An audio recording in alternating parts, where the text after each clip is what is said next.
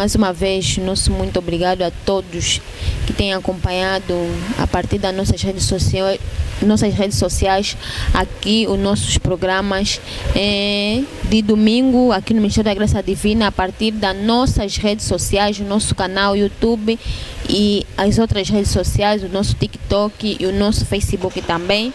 Voltamos para fazer a nossa emissão com o Profeta Bem-vindo Jimmy em duas línguas, português e Lingala. Nós vamos questionar o Profeta Bem-vindo Jimmy acerca do nosso ensinamento, nosso tema que foi os 5 termos poderoso. O nosso subtema, primeiro termo é o sangue de Jesus Cristo, que tem a missão de apagar todas as assinaturas que fizeram no mundo das trevas nas nossas vidas. Shalom, Profeta Bem-vindo Jimmy. Shalom, irmã Teresa. Shalom, mamado. O Profeta Bem-vindo Jimmy que nos ensinou acerca do Espírito Guardião. Esse Espírito que tem controlado as nossas vidas, principalmente na obra de Deus, quando nós vamos nos aproximar na presença de Deus, é o nosso dia de libertação, colocam-nos sono, peso, qualquer impedimento que é para não aparecer ou não estar na presença de Deus. Este guarda, Profeta Bem-vindo, se a sua missão espiritualmente teve derrota, tem como esse espírito se manifestar fisicamente, que é para concluir com a sua missão? Obrigado pela questão acerca do espírito guardião, que está a guardar, está a controlar nossa vida. Como esse espírito pode manifestar fisicamente assim. Esse espírito é espírito. Ele vai manifestar fisicamente na sua vida. Naquele dia deu um exemplo. Esse espírito, ele pode virar a sua imagem mesmo. Mas você verdadeiro está em casa, está a aspirar 10 horas para assinar contrato do trabalho. Bom trabalho, mas trabalho que pode mudar a sua história até a sua descendência. E tem trabalho, um trabalho mais mudou a história de toda geração. Na maneira que esse espírito que controla a sua vida, ele pode virar a pessoa. Ele chegou até no trabalho, chegou ali. Não, eu sou irmã Teresa, não quero mais trabalhar. Eu venho para cancelar aquele contrato. Não vou trabalhar mais porque meu marido não negou. Vou viajar. Não, e Teresa, deixa assim, tem que trabalhar conosco, até vai aumentar o salário 1 milhão. Aquele espírito disse, você pode aumentar 2 milhões. Não quero mesmo, não vou trabalhar. Dá meu documento. Até fiz confusão. Pegou o documento dele, deu. Agora, quando chegou 10 horas, outra Teresa apareceu. Eu venho para assinar contrato. Irmã Aline vai te chamar, mas irmã Teresa vai te chamar senhora, moça. Você vem aqui para tentar e burlar nossa empresa.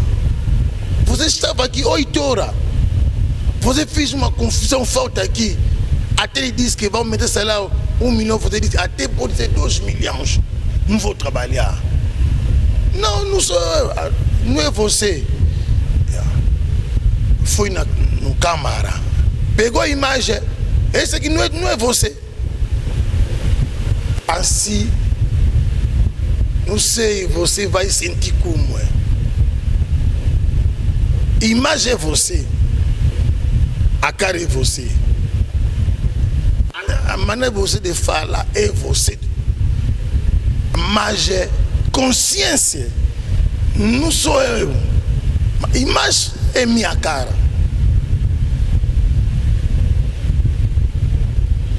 Agora, ali vai ligar na polícia, alguém aparecer que quer burlar, quer fazer algo para destruir nossa empresa. A polícia vai vir, vai te levar na cadeia. Mas não só você que fez aquilo, é aquele espírito. Outro, quando não consegue de utilizar, porque mesmo aquele espírito, muita gente hoje está lhe chamando o nome da bruxa, mas não é bruxo, é mesmo espírito. Usa a imagem de pessoa de noite, começa a aparecer no som de pessoa, mas na cara do outro. A pessoa está te sonhar, é bruxa, não sei o que, não sei. Até na igreja acontece. A pessoa começa a te sonhar, você está fazendo essa brincadeira, mas você é inocente. Segundo dele, ele quando não conseguir de copiar a sua imagem, ali é espírito escondido. Chegou na igreja, ele saiu, você entrou sozinho, fogo. Quando vai sair fora, ele voltou com todas as coisas que saiu na oração, voltou de novo. Mas ali ainda não acabou, ainda tem muita ideia. Não pode adiantar mais, porque ainda estou explicando ainda muita realidade ali. Mas no todo, única oração, sangue do Cristo, estou a fechar a minha casa, estou a fechar meu quintal, estou a fechar a minha vida. A minha vida foi fechada pela sangue do Cristo. Que sangue do Cristo é a única barreira que muda as trevas. Nunca vai conseguir. Nunca vai de fazer cair aquele barreira. Nunca. Não tem bruxo. Vai vencer. Vai levantar. Não tem demônio. Não tem senso oculto. Vai dizer que eu, por dizer sangue do Cristo, não vou fazer nada. Não tem. Sangue do Cristo é em cima de toda a obra das trevas, altar das trevas, todo macumba, feitiçaria, todo sangue do Cristo está em cima daquilo. Por isso, a fundação de uma cristã é sangue do Cristo, protege a nossa vida, é a aliança mais forte, mais grande que toda a aliança, é a aliança do sangue do Cristo, é a única proteção da nossa vida. Deus abençoe. Merci na batu nyonso o balandi kilti na biso de début à la fin. To komi na ta émission na biso to kolobela juste ndenge kilti na biso et se déroulaki. Toza ana mosali na Nzambe prophète Benvindu Njime. Bonsoir prophète Benvindu. Bonsoir Mamadou Toumba. Toza na journaliste na biso Teresa. Bonsoir Teresa.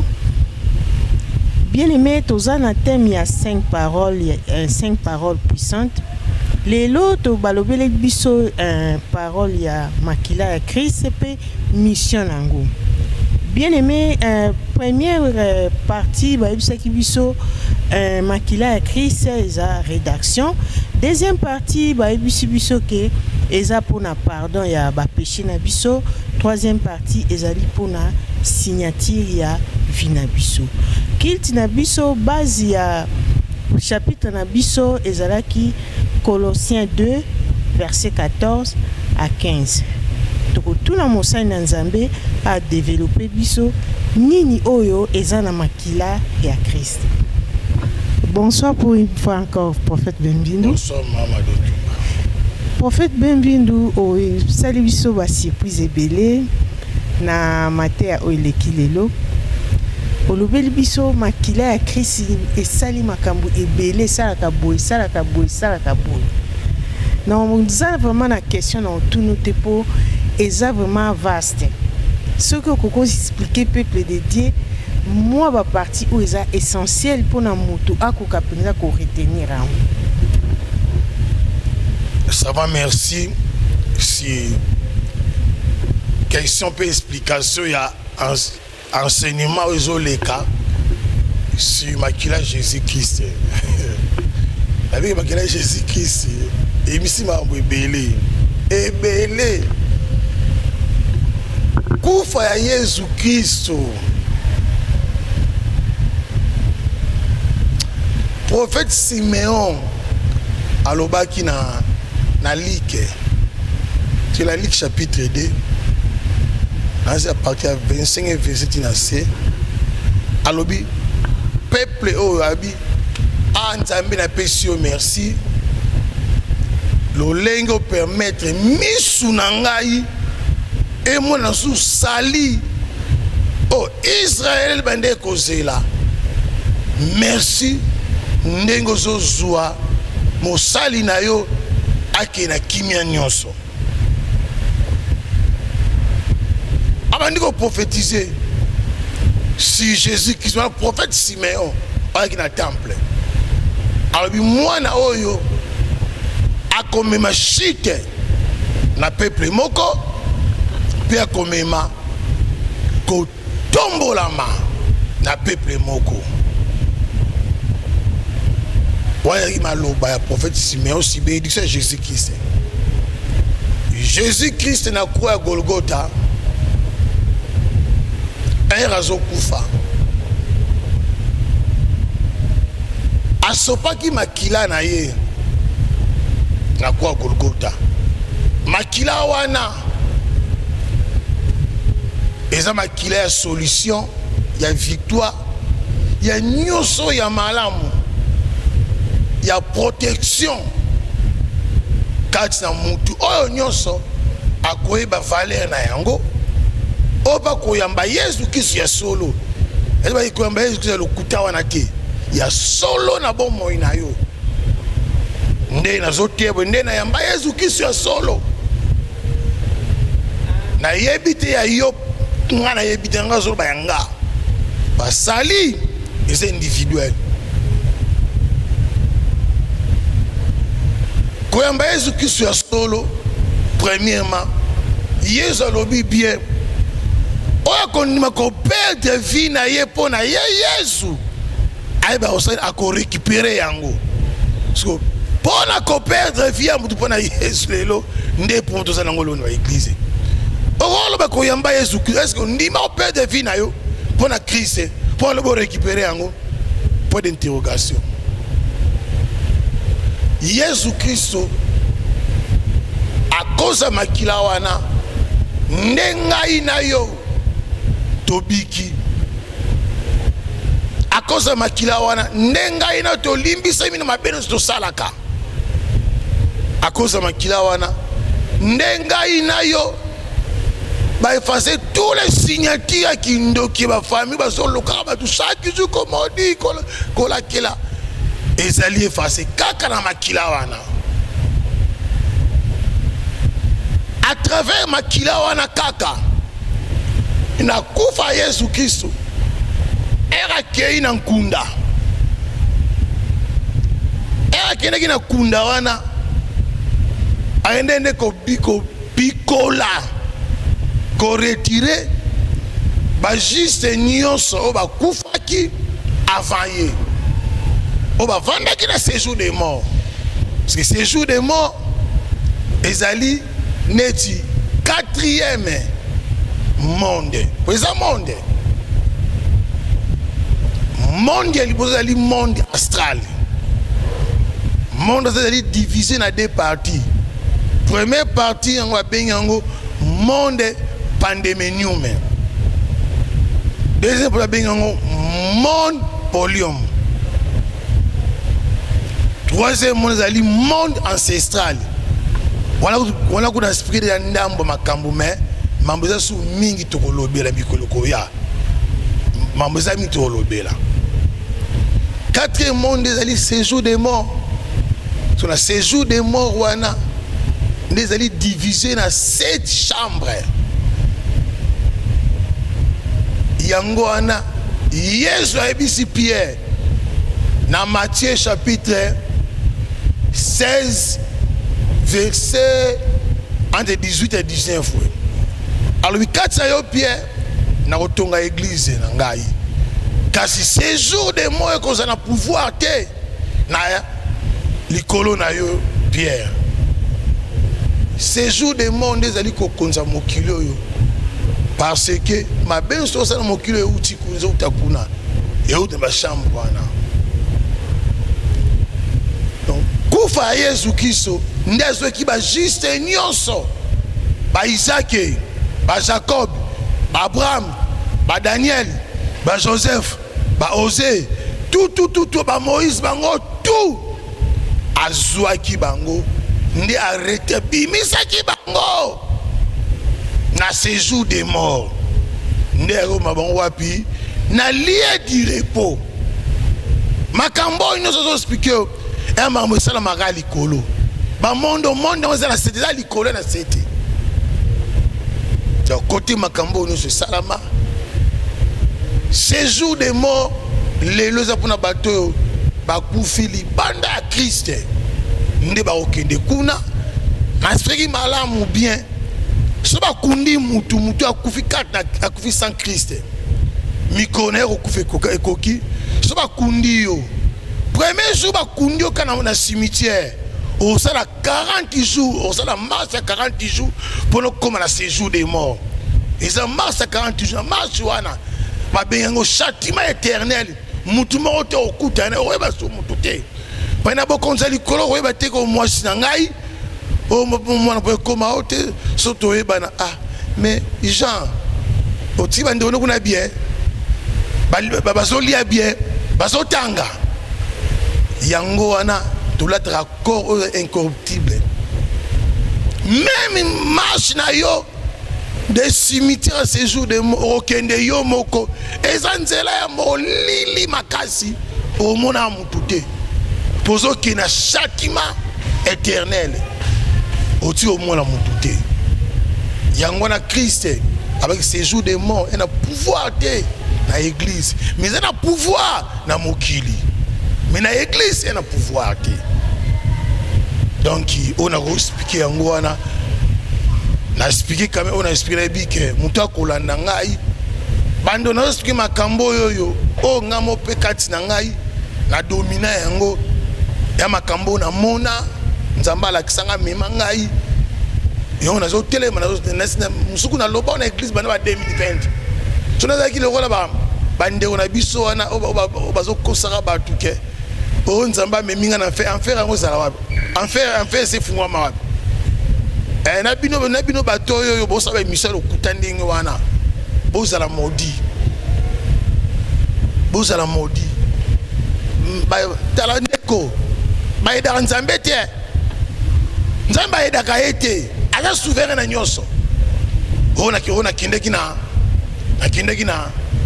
enfer na moni fulu enfer fungwa mana nute et on est lié à tourment on est dans la 7e chambre de séjour des morts les enfers même paradis et fou on peut mutu akota te kuna mutu akota kuna te bato so kufa na Christ bazo keni wapi na lié à repos onde nzamba mema kinga ala kisenga makambo na expliquer na église kote na chaîne biso ola na makambo na zo expliquer yangai eza yangai moza lokutake o na zo lukate kina ko ba voix ebele bo voter na yebana te na zo expliquer makambo ngai nzamba la memi ngai atalisi ngai nde kote na monaki papa olangi na mama olangi na ngambo ya nini ya église mais na ngambo ba serviteur nzambe ba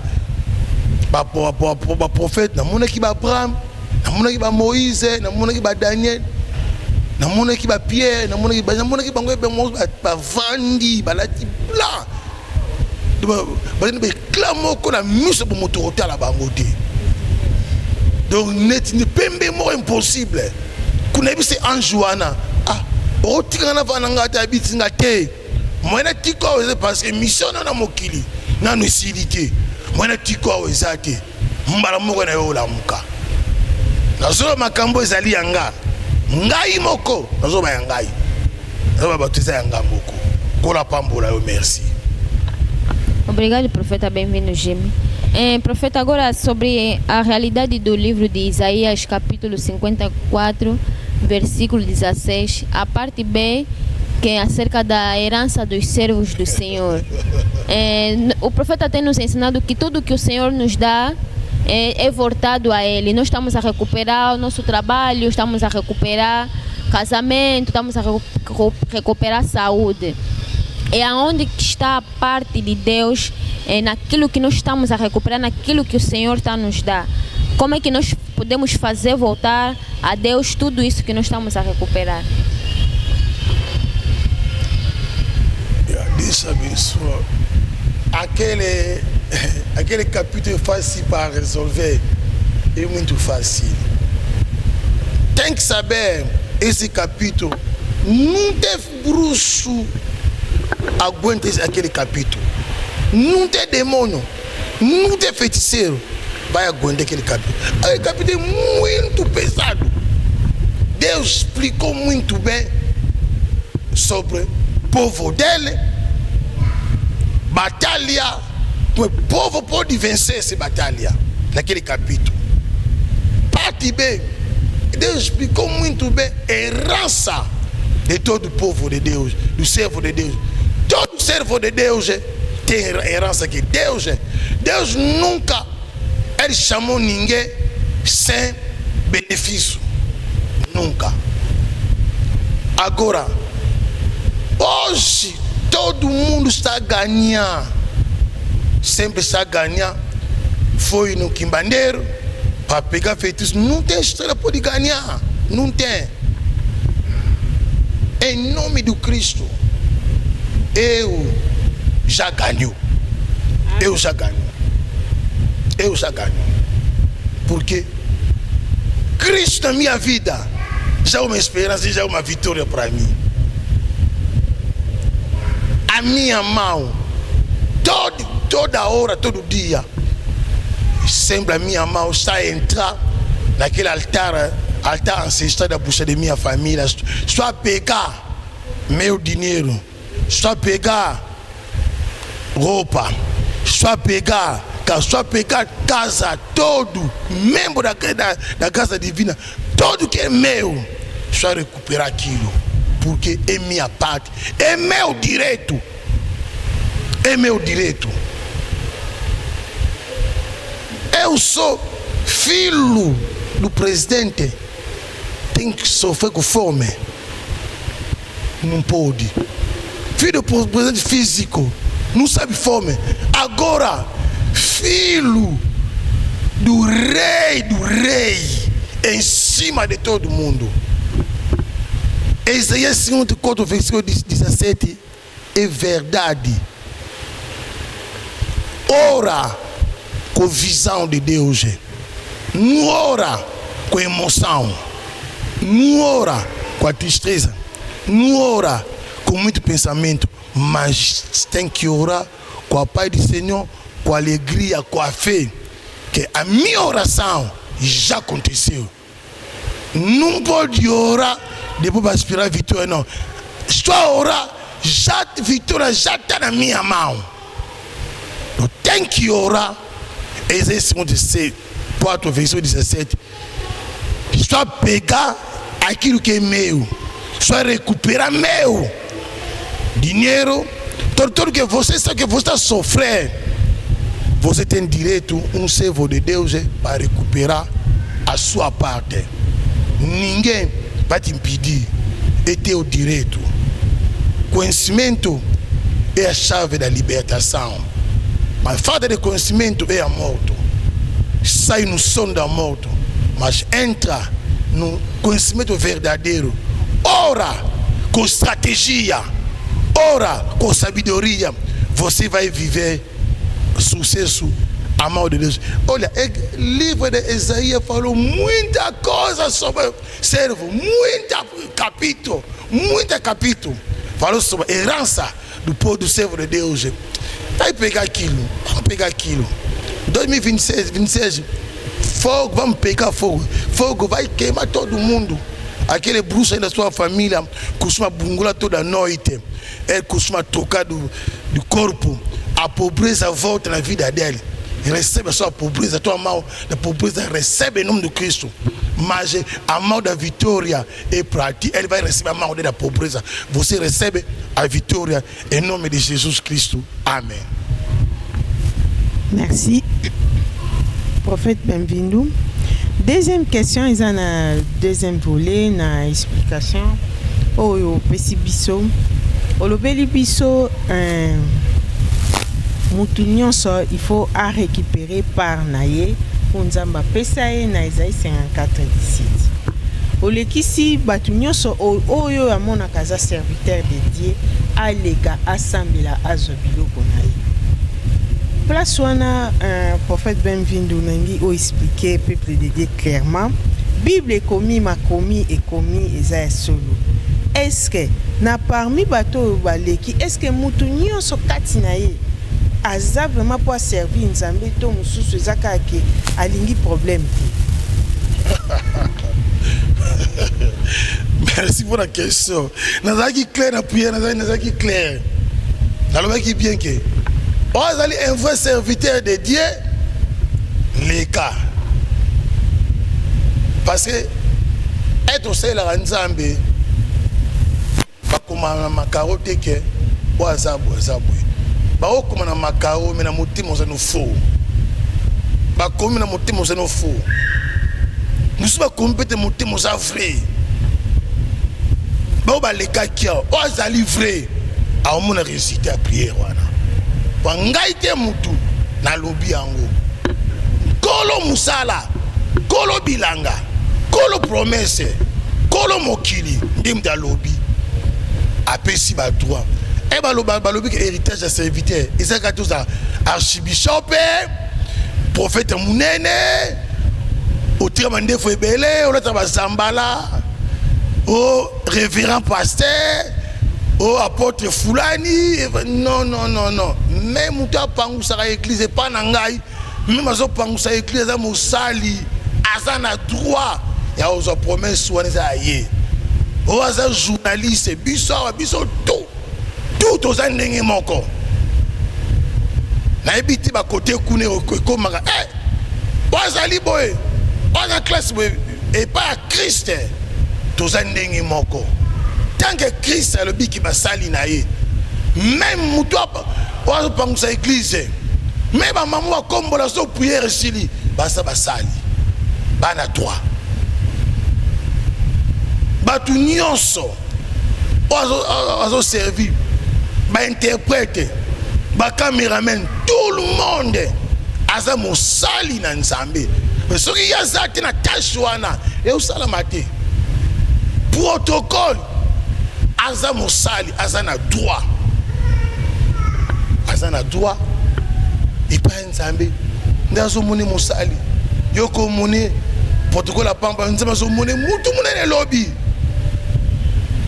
Caméraman wa papa Nzambe so mone mutu munene lobby ki ko mona Nzambe na ko mona biso batu e ko kanité ngai na négligera mosalité na boya rapé mosalité na église na mbara ba na honneur mosali so ya na église to ka ofra na ngai nyonso na pesa bango azala protocole na honora bango vie za ndingi wana o nyonso azane langa tata aza musali azana doit resembler ana doit récupérer héritage nae ezaka puna ba na biso na to ba révérend o ba archi so nanité bana biso nyonso tozande moko to prie biso nyonso awawa et tala sikoyo connexion mutu na Nzambe et puis kondima ya mutu na Nzambe et puis sacrifice ya mutu pesa nini ezo compter na kati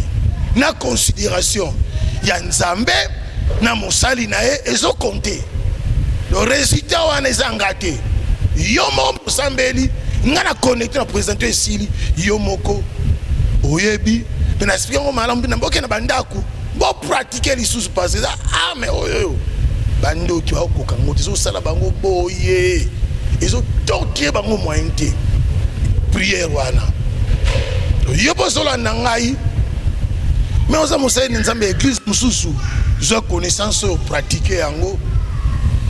Ko pratiquer yango te ke on ko prouver ba to tende. Lo la na longo église wana lo ba bengana kingai. Lo ngana zo prier ona sambela. Aina zo ga mbufu na sumba mituka na sala église. Ah to sa concurrence na mututeo. To ko na mutute. To sa ndé nzamba sa ni azo mema biso. Ko la pambola message na ye. Obrigado, profeta. A última pergunta é acerca do mês de fevereiro, que o profeta explicou que é um mês de transição, um mês de transferência. Aquele cristão que ficar distraído, então lhe será acrescentado ou duplicado as condenações e maldições, seja sofrimento nas suas vidas. E acerca da libertação da nossa irmã Vitória, isso foi uma consequência do mês de fevereiro. Foi transferido algo que não é dela, algo estragado que foi tirado de uma outra pessoa para a vida da nossa irmã. O que o profeta Bem-vindo Gimes tem a explicar ou a dizer acerca da libertação da nossa irmã Vitória? Merci. Obrigado pela pergunta. Aquilo que eu posso dizer, o altar da família dele, da bucharia, aquele avô dele, sempre nossa oração estamos fazendo aqui, já ele queimou esse parte. Agora eu vou analisar, não, eu vou ir trocar. Ele foi de noite, ele pegou perna direito com o braço dele. Essa parte da Vitória, ele colocou no corpo dele.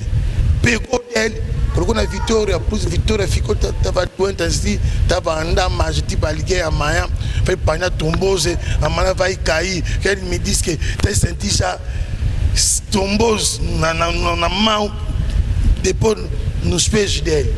Mas vocês todos deviam, depois da libertação, a avó confessou tudo. Ele saiu muito bem, não lhe deu água, azeite, só oração que libertou ele. Porque eu chegou no ponto da situação dele. Primeiro, eu lhe recebi ele. Ele me disse, papai, não vai esperar ali. Que eu sabia quando ele vai voltar assim na casa dele. Hoje acabou.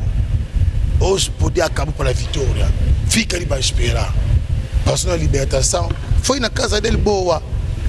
Aquele todo ali, enfrentar todo sair. E não, nosso Deus é poderoso. Nosso Deus é vencedor. Mas tem que orar a Deus com a verdade. A verdade não é da boca, mas do coração. Deus te abençoa pela essa libertação que passou agora. Deus seja louvado pelo mês de fevereiro. Esse mês é mês de transição. Ora bem, ora com a fé, porque mês de março vai acontecer uma reunião. Aquela reunião vai acontecer dia 8 de março. Aquela reunião vai acontecer no mundo pandemia. Ali é onde vai aumentar mais situação com problema pelo ano 2026. Vai aumentar mais. Por isso você tem que orar a Deus com o coração, verdade, que até o nome não pode passar ali. Ele pode levar a família, mas você fica onde que Deus já operou na vida daquela pessoa, que você vai aonde a pessoa está condenada. Deus te abençoa em nome de Jesus Cristo. Na annonce na biso alelo prophète Bem-vindo a expliqué que biso si mois de février est un mois de transition. Mutu nyonso asambela pona akoka kozala na position na ye atikalaka na même position te o azalaki nango soki osambeli malamu de mars ti décembre oko changer vie mususu asika o nzambe apesi kati na yo tozotu na mosali na nzambe. Bon, prophète Bem-vindo ndenge et concordé ndenge opesaki annonce otosaki na tongo mbala moko ser na biso Victoria et c'est concordé na mateya wana ya mois ya février ya transition. Est-ce que ba révélation wana oyebaki déjà que na église bato baza ya ndenge wana to ezalaki kaka nzambe moto arévélaki yo? Bon, ça va, merci na question. Toujours tambola par la foi, non par la vie. Et le ministère prophétique, et ça a été dans le baquet. Maman n'a pas foulé ndo quitté. Nasu bakaye belé, nasu bakaye bela. Nani nga okanga bando quitté. Kuna nasu kamo kuna nasu azende comme ce soir. Nzamba laksi makambu nyo sate na osekaye. Na sekie. Na ebisie. Na olebelu makambu lelote. Esanga ita. To sambela. Mais na opeso bendisi. Endisi apesio. Mondo zo kenanda ona bino kanga munoko. Koko na yo kwebise kote outité. Kwebise beli kambute. Kanga munoko na yo. Autro trois questions. Outi wapi elekinde nini? Est-ce que kanga ndoki? Ebise trois questions ba otuna yo. Mais kanga munoko na yo. Amba liboso c'est wana une église. Na c'est mususu. Babala ye na butu na ebise c'est na mona libota na bino bazolo bana yo bache no ambassadeur bi na koma kiti na Libye tina Maroc na vandi 200 kuna baninga bakeba ba auto saka na bangolo bana ba français bana ba Angleterre ngana ye ko zonga tiawa so na kende kaka bakangaka ngai bazongisa ngai nasali 2 ans na Libye na Maroc ngai na ebi na moma minoko na bango kuna se muta kanga yo amuta musika te ndeko na mobali alobana likambu mo bi papa alobana nga boye chalo boko mona loboka olati alliance abie prophète mo boye abisaka likambo asala kinini oda bana nga totala nga après na bisi promesse ate to sambela nzambe nzamba o délivrer yo o délivrer a côté kaka même li solo ya toujours ya mois de février na nyoso wana basala na vie na ye na bisi zaka na foi pe yamba Christ comme c'est peut sauver Christ wana azo délivrer yo ambassade baboya yo au côté ambassade ozube visa o kitape kana Portugal na Lisbonne o kitape wana sans problème c'est nzambe oyo o asala kisi déjà ala kisi ka pamba teme après la solution likambo wana ndé mona ka Victoria bazaba na oyo baza fidèle na ministère oyo ba outre l'église ba mondial ba église ba université ba outi kuna mais batambulu me ba o mona sérieux ezali awa style musalo oto sala awa compassion ya mbongo te mais compassion ya ba ame ya bato ebika nde salike bakanga na ministère ba bengele o licencié o azawana ba bengé docteur mais na presque Yesu qui son message délivré nde ko na bango sali na butu yaki na butu yaki ndoki na ye loba mikolo yesu ba moto mingi ale partout nous azika ya beba ki ale aye azu parti le colonel le bon à côté pas Victoria azu ya Victoria de ça ce que lelo ndo bonga make ay no lokana ngo lelo ay lelo na ebite suki ba suka akwela wapi suka ok lelo la ko lokate aziki mboto lokate tozong sele makolo na yo ne zika ba koko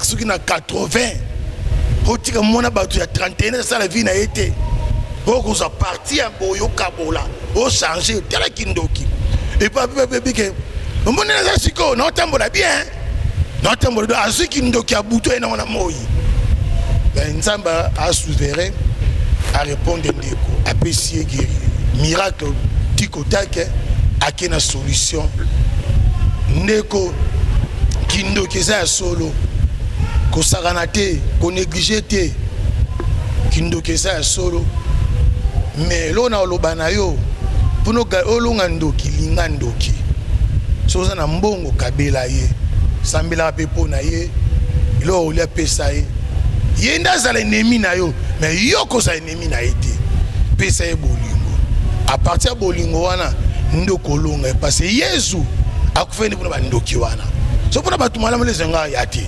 kapona bandoki na banganga wana ndizo kufe pona bango donc comme ça ndoki nemi na yote yo linga ye mais prier pona ye kola pambola yo. Merci.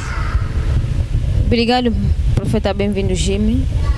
Terminamos a nossa emissão. Mais uma vez, obrigado ao profeta por tirar mais uma vez tempo do profeta para fazer então aqui a nossa emissão em 2 línguas.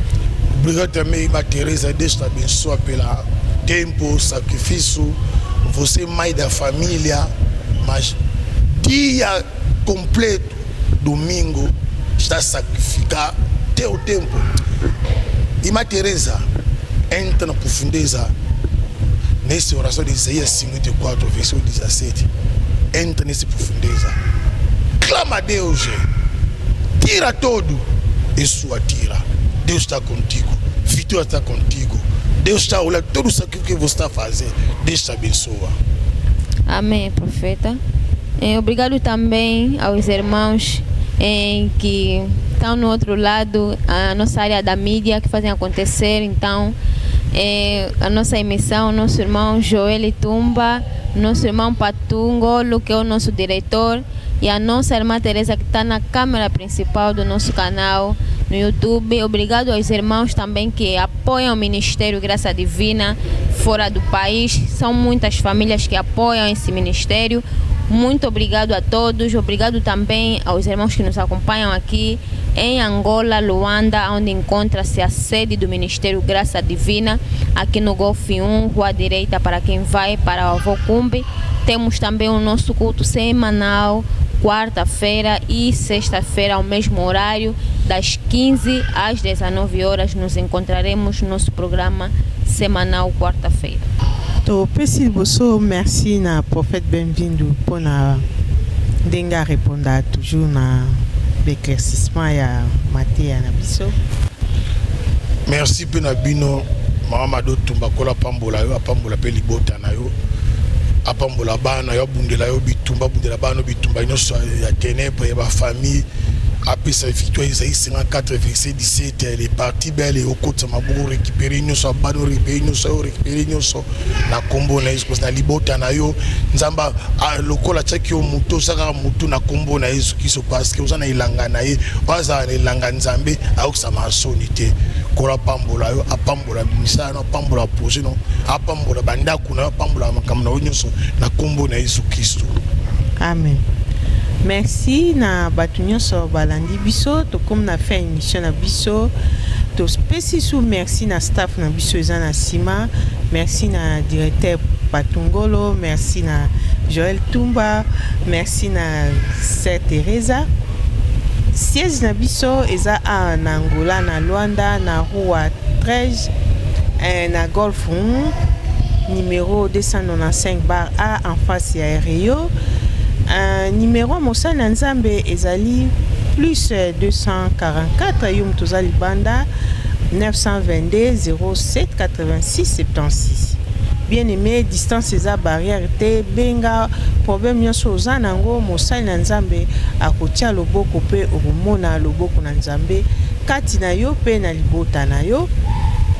Kiti na biso ya semaine eza mercredi pe vendredi na 15h30 to sala kilti à 15h pendant 6 mois tozo banda sko 16h to banda 15h ti 19h. Bien aimé, merci na batu nyonso bazolanda bokota na page na biso pona bomona intercession makasi banseignement zakuna bemission o nyonso yo zangi kati na yo okuta kuna oyeba pe ko sambela po batu bele baibo sambela te so alobika 2-3 mois omoni azangi maluba oluba awa balaksaka biso ndenge nini ya kosambela nyonso ezakati na grâce divine na prophète Benvini Jimmy. Tokutani mercredi na kilti na biso ya mercredi na 15h soki Jésus-Christ azongite